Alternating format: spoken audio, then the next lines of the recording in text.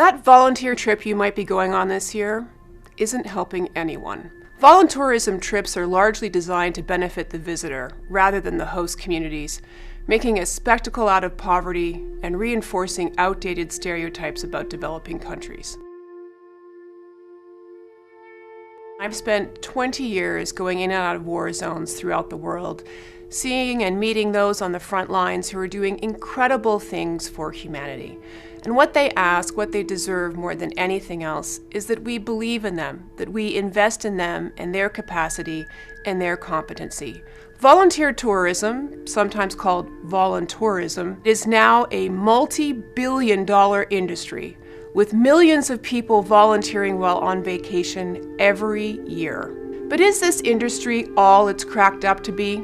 Reports from Haiti and Cambodia of orphanages offering volunteer experiences, where foreigners can pay to spend a few weeks reading and visiting with young children, no background checks required, have been accused of keeping conditions deliberately squalid, so that visitors will feel compelled to give more to help the children they just met.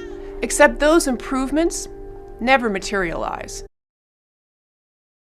On many volunteer websites, you'll see photos and videos of foreigners with happy kids hanging off their backs and shoulders, accompanied by testimonials about how much the local children enjoyed and appreciated the visit, making the experience even more emotionally rewarding. But here's what you won't read. Studies by child psychologists in South Africa of orphan children exposed to a revolving door of foreigners might be hyper-affectionate because they are constantly forming bonds with outsiders who, inevitably, abandon them.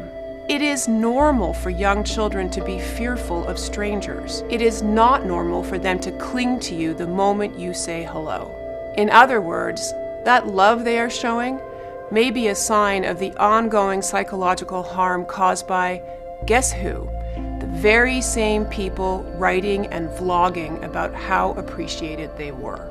Big tourism companies like Carnivalcor now offer social impact cruises that include popping into local communities to teach English or cultivate cocoa plants. Hundreds of charities and nonprofits also do similar do-good, feel-good experiences where for $3,000 to even $10,000 you can be part of overseas development work in action, meet the locals, and help some kids. Impoverished communities around the world won't be saved by our volunteer labor and good intentions. Quite the opposite.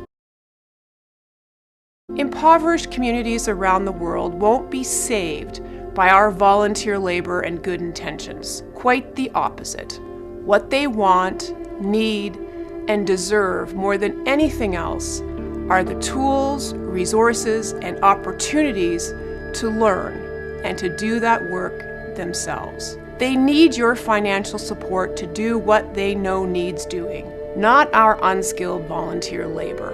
If you really want to make a difference, think about donating some of what you might have spent on a give-back vacation and put that money into the hands of those who could really use it. The frontline workers within those communities who are doing tremendous things against all odds. Or simply drop the volunteer part and concentrate on the tourism. Visitors can shop in local women's cooperatives, support local tourism, and spend money on things like handmade wood carvings and beaded wallets that can cover a family's school fees for a year. Caribbean nations still reeling from recent hurricanes can especially benefit from those tourist dollars right now. It's important for us to see the world and to live in it and to experience it, but it's also important for us to make sure that our actions don't harm others.